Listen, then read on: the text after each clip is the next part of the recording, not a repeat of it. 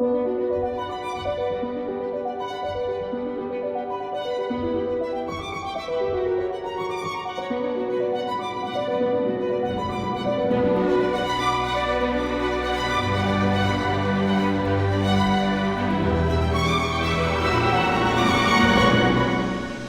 Legend of Admir, Chapter 6, A Story Worth Telling.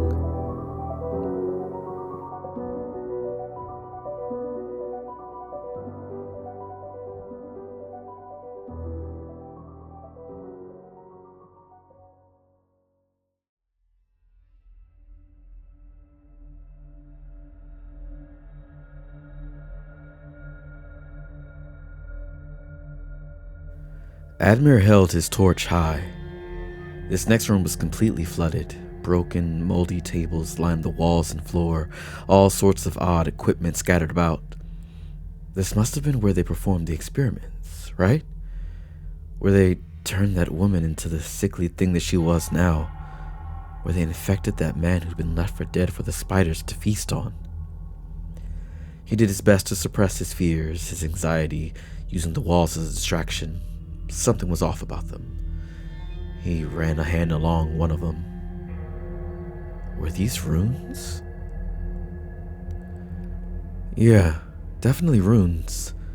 They reminded him of a rather obscure tale, Azrael and the discovery of the deadly cyclone. It was a pretty nonsensical story, really. A deadly cyclone, hence the name, ripped through the land, and a mage known as Azrael set runes into his home to appease the spirits of the land. While the story hadn't described the runes in specific detail, it did give Admir some prose to work with. These runes reminded him of those. Were these here to offer protection from the fire elementals?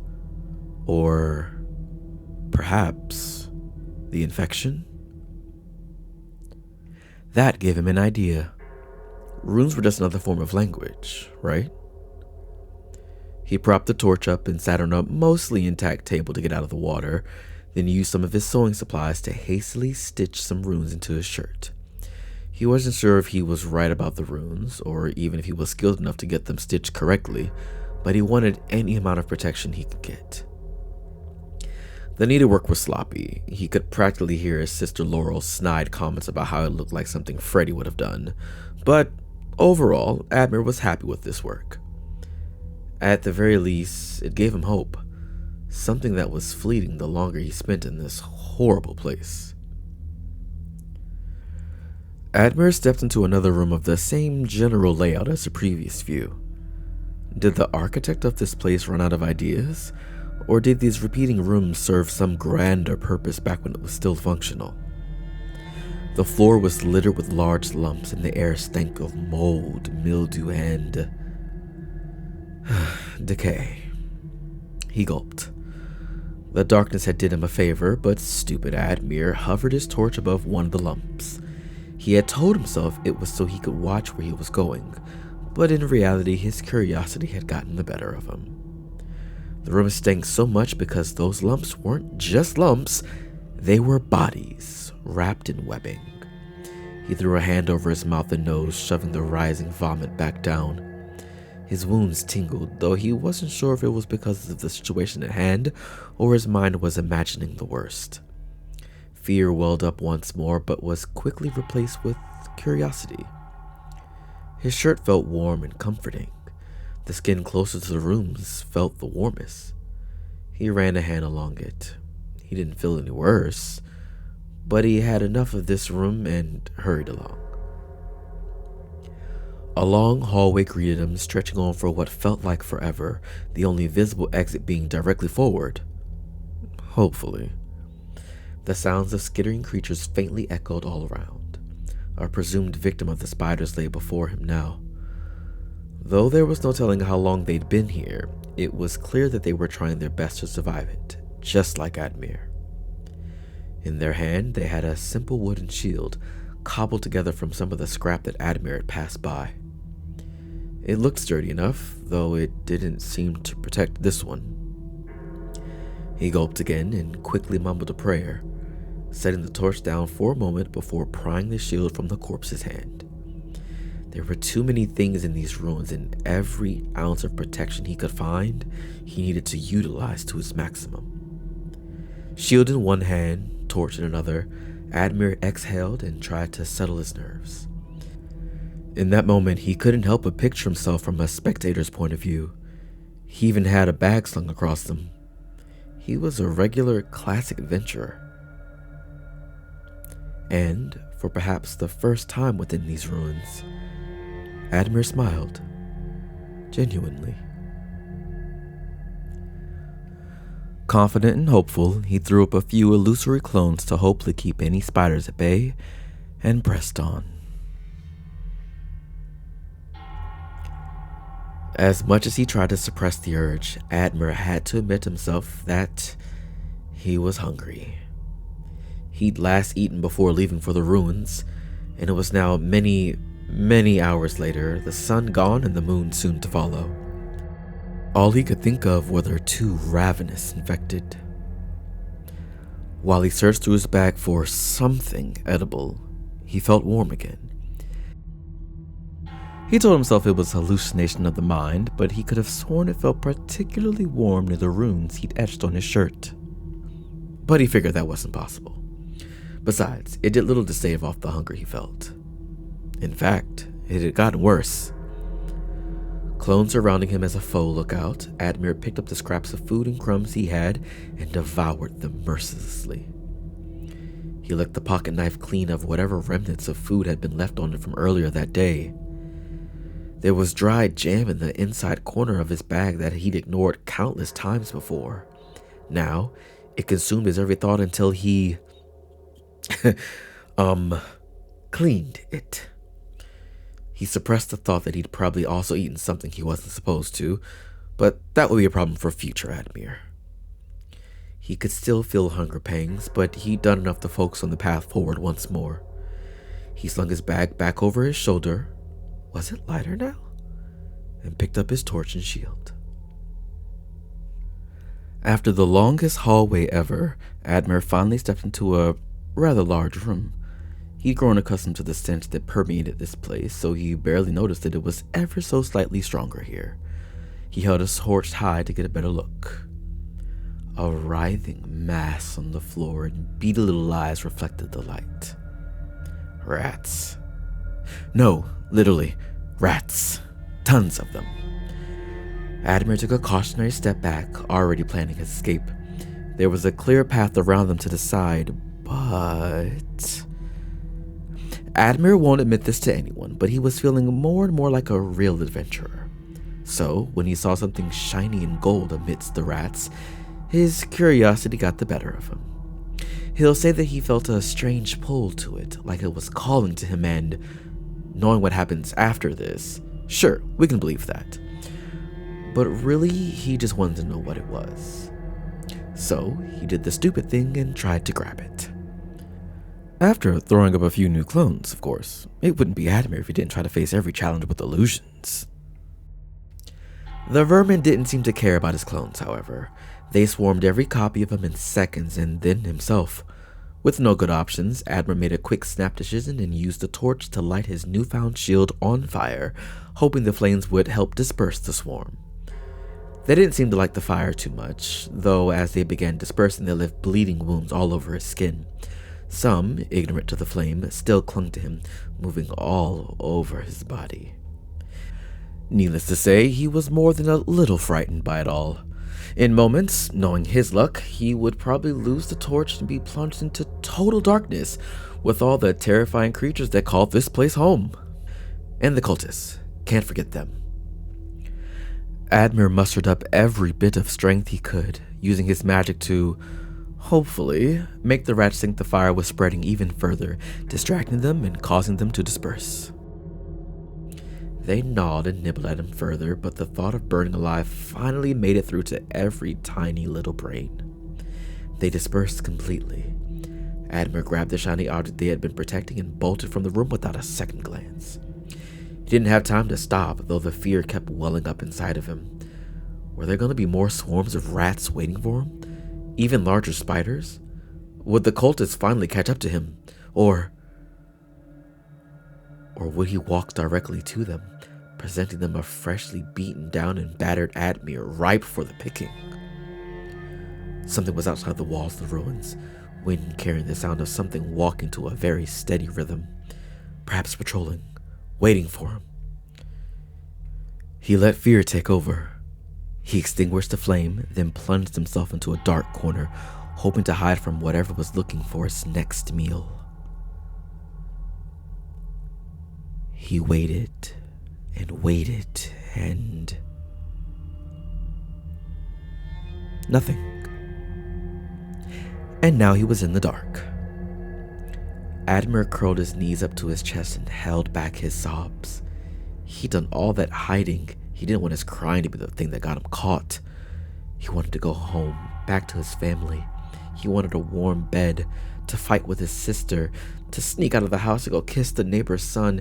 Anything but what he was doing right now. But that did not deter him. He thought it instinctively. It came to him as if his future self was looking back on this moment, yelling at him. Kaito never let whatever he faced get to him. Even being locked up, he held on to hope. Sure, that didn't work out exactly the way he would have wanted it, but it worked out. But the next time you think that all hope is lost, I want you to remember this story, because sometimes things happen precisely the way they're supposed to. He told everyone that. It was a core theme of Kaito's story, that despite whatever happened to him, not only did he not give up, but it all seemed to be according to some grand design. Because he kept going, he kept winning. What would be his core themes? Would this even be a story worth telling? He stood up and dusted himself off, a little less frightened now that he remembered all Kaito went through. If he wanted someone to tell his story one day, if he wanted to be able to tell it the same way he told Kaito and every other story, he would have to keep going. He couldn't let the fear consume him. He couldn't simply lay down and let the creatures get him despite his wounds. Oh, speaking of, using this brief reprieve, Admir took out the remaining ointment and used it to treat his wounds. Patched up and holding on to a shred of confidence, Admir cautiously pressed on once more, muttering that did not deter him to himself over and over.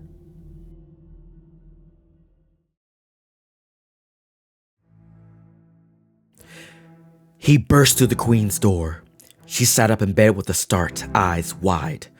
Before she could question him or call for the guards, Kaito shouted over her, all of his anger, hurt, pain, and relief spilling out. "My name is Kaito. I hail from the village of Anirian. I am the son of Winona and Murray Cook, two people that you had executed mercilessly. I demand to know why." The queen stared at him, first in shock, then confusion? Cook? No. I had personally requested your family's presence, but they refused the offer.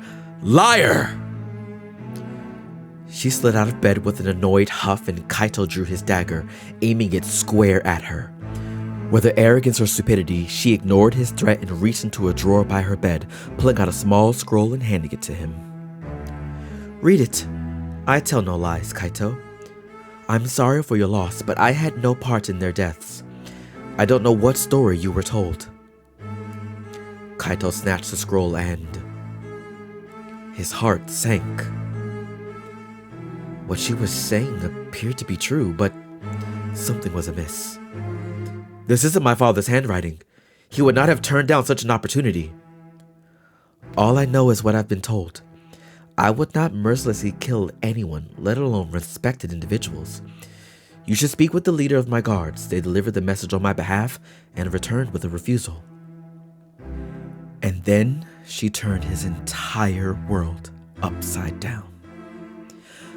Find Captain Winton. He was there.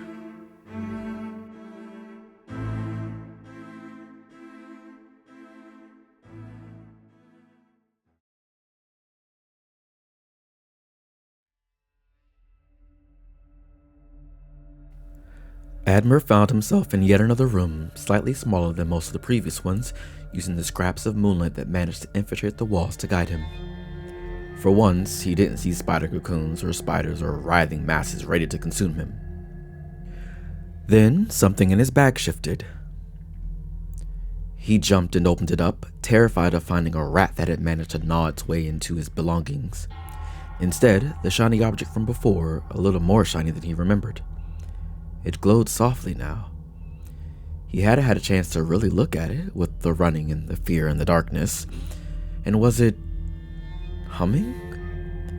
He lifted it to his face, trying to figure out what it was.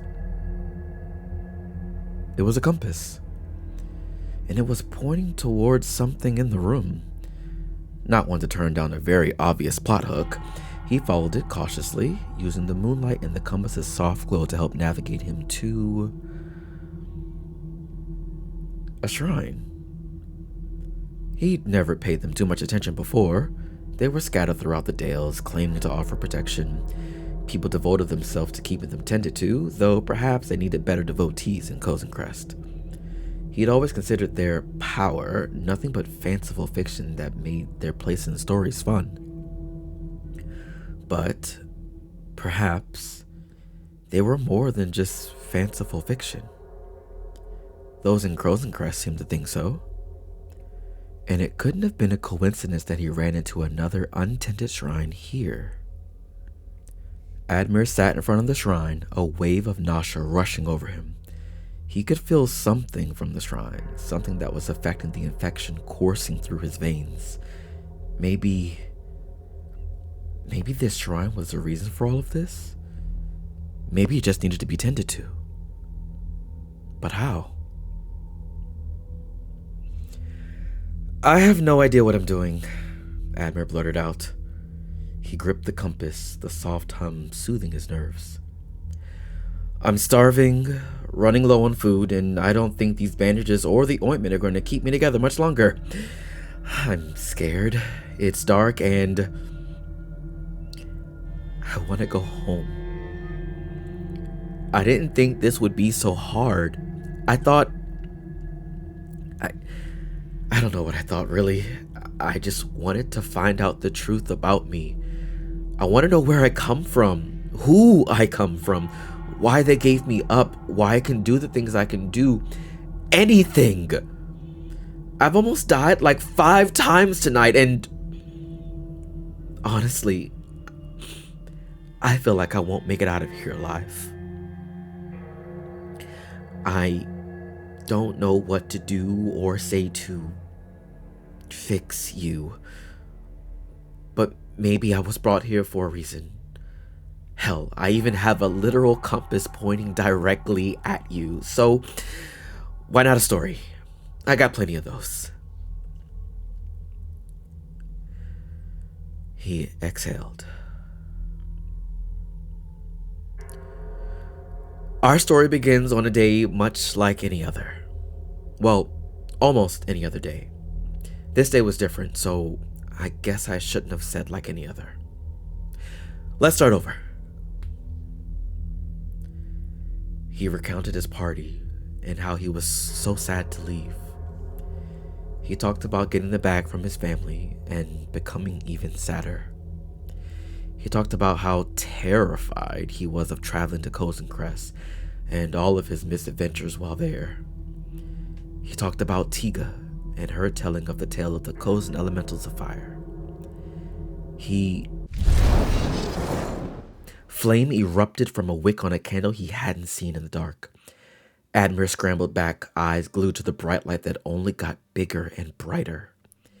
He could see the shrine now, gorgeous, made of stone and wood. Small, now rotted, offerings lay before it. And the air smelled clearer now. The candlelight exploded, bright light filling the room, and Admir felt an overwhelming sense of power. When he finally dared to look, the light dimmed down. His breath caught in his chest, and his whole world was turned upside down.